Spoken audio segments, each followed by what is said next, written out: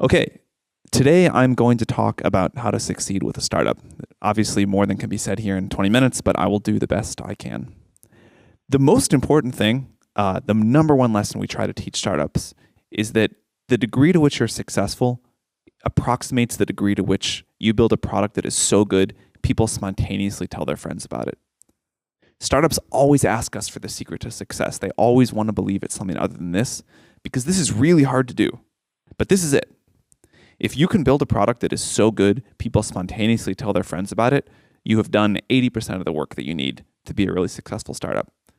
If you think about the most successful companies you know, Google, Facebook, whatever, you probably found out about them because a friend of yours said, you got to try this, it's great. So this is the bar. Something that people love so much they tell their friends about it. One important indicator for a product like that is a product that's simple to explain and easy to understand. If you can't explain in a few words what you do, and if at least some people don't say, oh, that's pretty interesting, that's usually a mistake. It's usually a sign of unclear thinking or a need that is not big enough.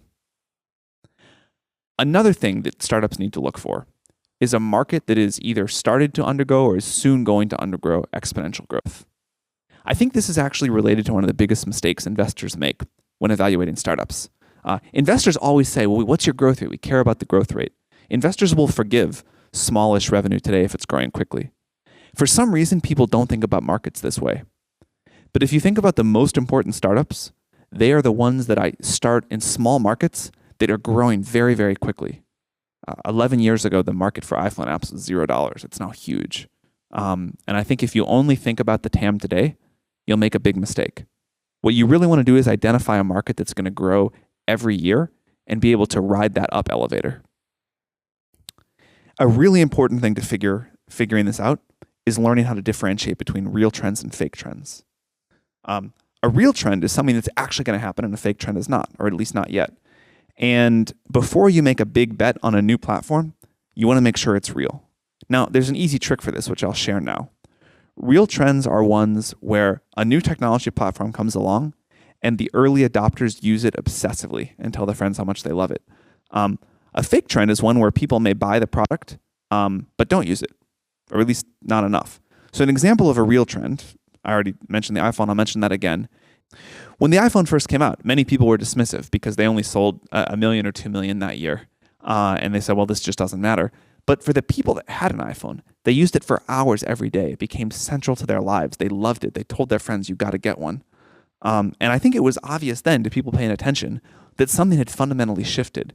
And we had a new computing platform that was going to spawn huge businesses. And it was a good time to bet on mobile apps.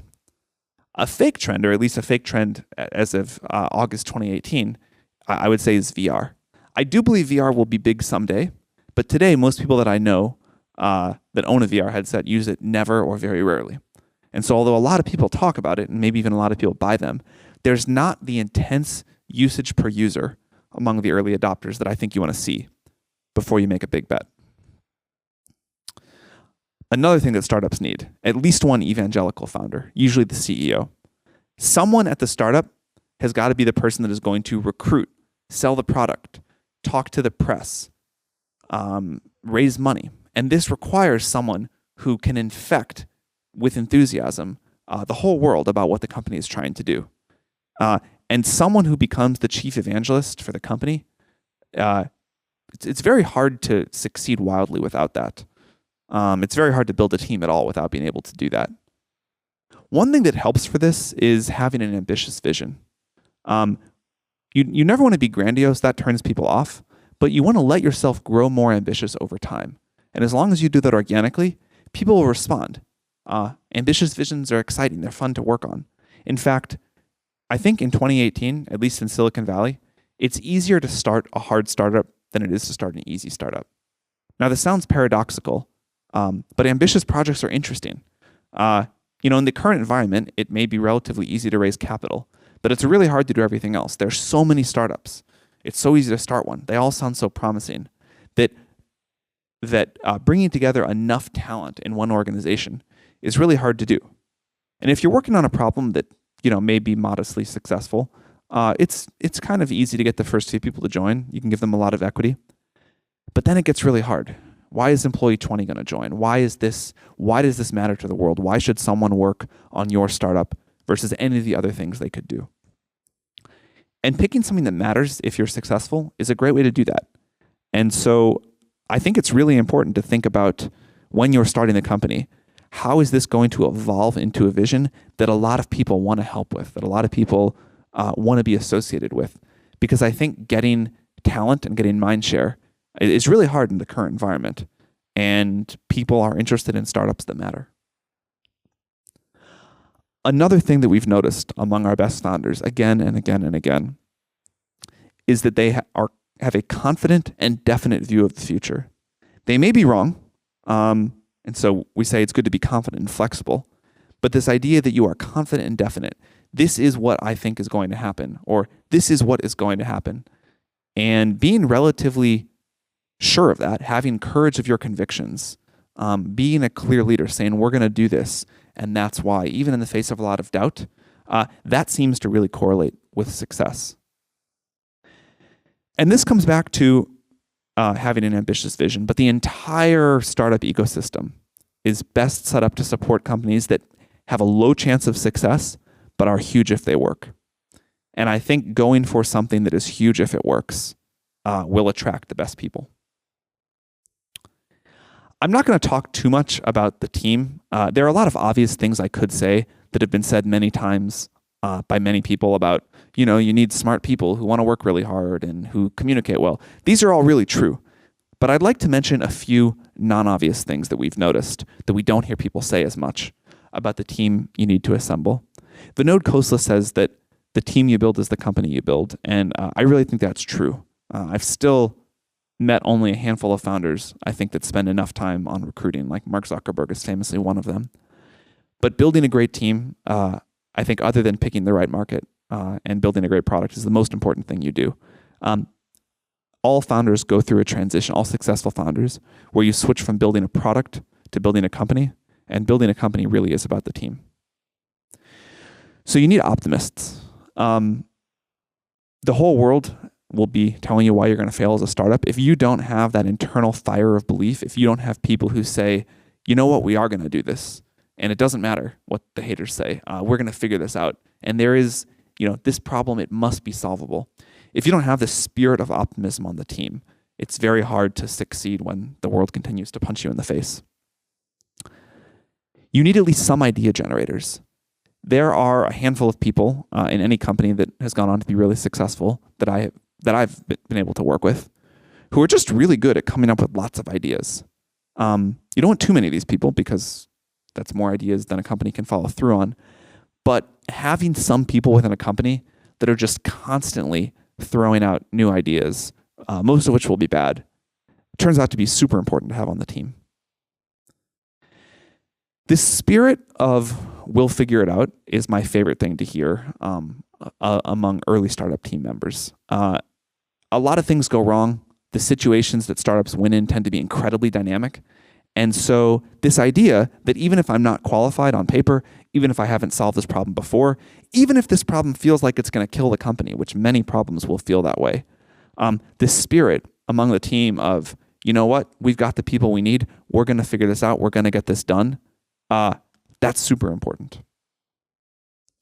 Another thing that I love to hear from early team members is, I've got it. So you hear in big companies a lot, people say, that's not my department, someone else is going to do that. Or, ooh, this is really bad, this is going to hurt us.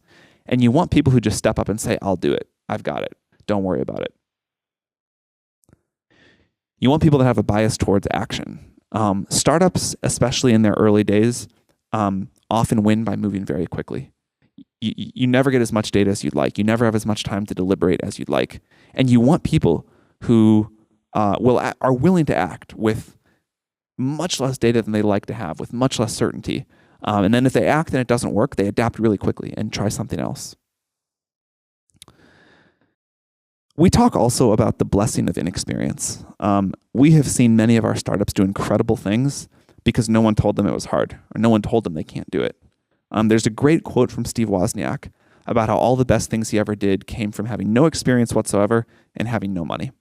And that obviously is not always true, But there is a magic thing that happens with startups, especially in their early days, before they've learned they're not supposed to be able to do certain things. And so I think as a startup, again, it doesn't work to have everybody be inexperienced, but you can take more bets than you normally would on inexperienced but super high potential people. That's the end of the topic on team. One of the most important jobs you have as a founder is to never lose momentum. And this is a little bit depressing because it means for the first few years, you never get to take your foot off the gas. You never get to really rest. We try to be honest about this, that startups are not the best choice for work-life balance at all, but especially in the early days. Startups survive on their own momentum. If you have momentum, people keep delivering results beyond what they think they're capable of. If you lose momentum, it's very difficult to get it back.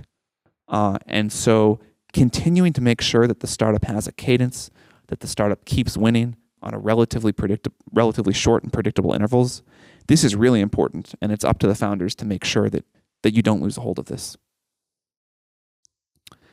Another thing that we think startups need is a competitive advantage over time. Now, this is something that sounds so obvious, I hesitated to even put it in. This is well discussed, but we're seeing more and more startups apply to YC, and when we ask them, so what is the long-term monopoly effect here? What is the long-term competitive advantage? Where is the network effect in this business? They look at us like it's the first time they've ever heard this question. All of the really great businesses I know have an answer to this question. And in fact, the better they are, the more they pretend not to. But this is something that you want to have a plan for. Another thing you want to have a plan for is at least a sensible business model. You don't have to have it all figured out at the beginning. But when we ask founders, so how are you ever going to make money? And they look at us like it's the first time they've ever been asked that question, which happens more often than you would think recently. That's a bad sign too. Again, this one is so common that I hesitate to put it in here. But when we ask a startup how they're going to grow, how they're going to get users, and they look at us like it's the first time they've ever heard that question, bad sign. So some sensible idea to try here first. Paul Buchheit once spent a bunch of time looking, one of the YC partners, spent a bunch of time looking at the traits of our best founders and tried to distill down what they were. And he came up with frugality, focus, obsession, and love. I think that is really good. I don't have much to add. But I think these are things that you should be able to say about what you're doing and you as a founder. And finally, I want to talk about why startups get to beat big companies. There are lots of reasons. I'm going to talk about a few common ones here. I think these trends are valuable enough that as you evaluate startup ideas you might do, it's worth thinking about if you fit into these. Because it's really hard for startups to beat big companies most of the time. And here are some areas where we see it happening repeatedly. So I think one difference is if you are a product manager at a big company and you want to do something that sounds like a bad idea but is a good idea, you have to get everybody from your boss, sometimes all the way up to the CEO, to say yes. So one no can kill you. If you're a startup, you can go to YC Demo Day. Any number of the thousands of investors can say yes, and you get to have a crack at it. So it's a very different mindset. And for those ideas that sound bad but are good, because of this phenomenon, this one no versus one yes, startups can win. In fact, startups usually do beat big companies in that category of ideas. So look for ideas that sound bad but are good, and where you are much more likely to get one yes than someone at a big company is to get all yeses. Another area where startups usually beat big companies are in very fast-changing markets. Startups' great advantage is in agility and speed. The more a market is changing, the higher the number of decisions you get to make, and the higher number of tweaks to your product and your strategy you get to make. And you want to optimize the number of those decisions that someone has to make to compete with you, because a big company will make them on average worse and certainly much slower than you do. So the speed of market evolution gives you a lot more chances to compound your advantage over a big company. And then finally, startups usually win on big platform shifts. Many people have observed that startups come in these clusters. Those clusters usually come after a big platform shift. We'll stick with the iPhone example here. After mobile apps became a thing, many new companies got started that are now quite valuable. And one of the reasons here is, most large companies work on sort of an annual cadence at least.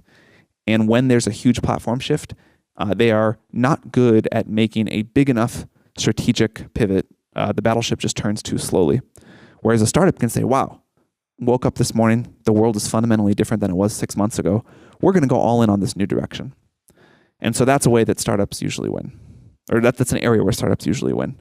There are many others, but thinking about these three, I think, is directionally a good thing to do. All right. That's all I've got for today. Jeff, thank you very much for having me and for the class.